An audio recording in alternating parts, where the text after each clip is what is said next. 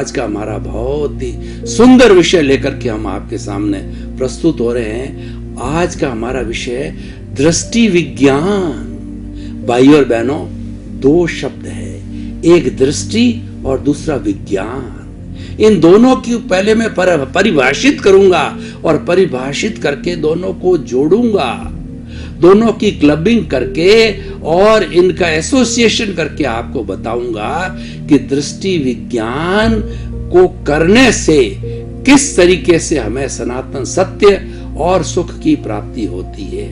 दृष्टि का सामान्य अर्थ होता है देखना, मैं आपको देख रहा हूं, यह दृष्टि कहलाती है।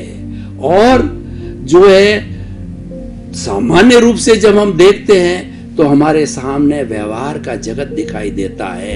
हमारे सामने आंख के द्वारा जितना हम देख सकते हैं वो सारा चीज हम देखते हैं, यानी 5 इंद्रियों का जितना भी कार्य होता है हम दृष्टि के द्वारा करते हैं। ये हमारी दृष्टि तो आंख की दृष्टि हो गई। और एक भीतर की आंख है, ये हमारी की बाहर की आंख जो देखती है ये द्रव्य आंख है।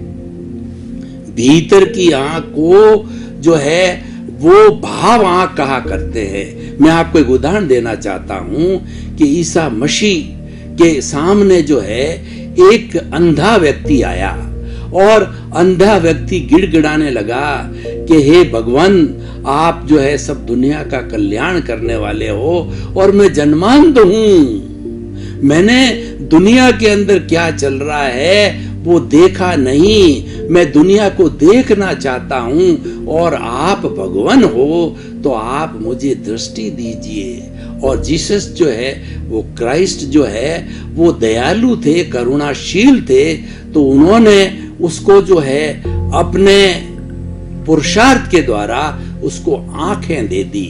अब वो आंख प्राप्त होते ही वह देखने लगा, सुंदरी को देखा, सुरा को देखा और उसने उसका दुरुपयोग किया और वह अपराध करने लग गया।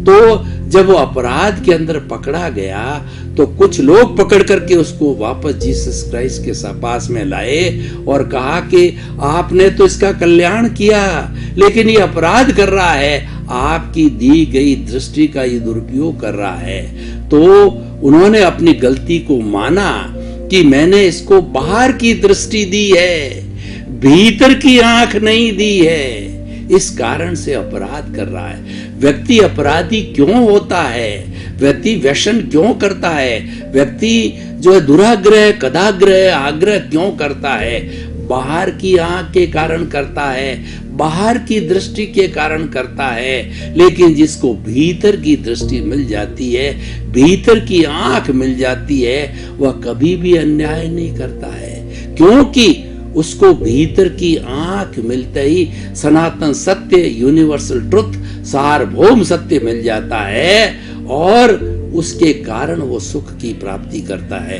तो आज का हमारा दृष्टि का अर्थ हो गया है, हम आपको भीतर की आंख देते हैं। भीतर की आंख क्या है वो हम आपको बताने से पहले विज्ञान की बात करते हैं। देखिए, विज्ञान सनातन है।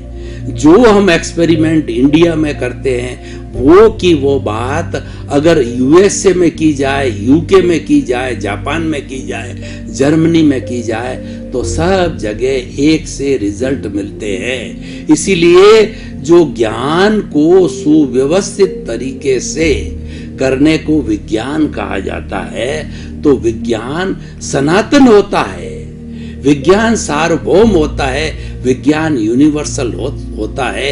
इसलिए विज्ञान को सनातन सत्य कहा गया है। यानी हमारी जो भीतर की आंख की हम बात करेंगे, आज दृष्टि विज्ञान की बात करेंगे, वो ऐसा सत्य है कि वह किसी को प्राप्त हो जाता है तो उसके बाद उसको कुछ भी प्राप्त करना शेष नहीं रहता है। बाहर की आंख को प्राप्त करने के बाद तो भीतर की आंख को प्राप्त करना शेष रहता है, लेकिन भीतर की आंख जिसको प्राप्त हो गई कोई भी उसके साथ में शेष नहीं रहता है, वह अशेष हो जाता है, सब कुछ उसको प्राप्त हो जाता है।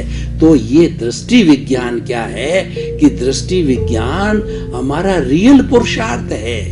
दृष्टि विज्ञान हमारी चेतना से जुड़ा हुआ है। चेतना अजर अमर है, इसलिए चेतना से जुड़ी हुई भीतर की आंख भी अजर अमर है, वह सनातन है, वह यूनिवर्सल है और वह शाश्वत सुख देने वाली है। क्योंकि आप देखिए, मैं आपको उदाहरण देना चाहता हूं।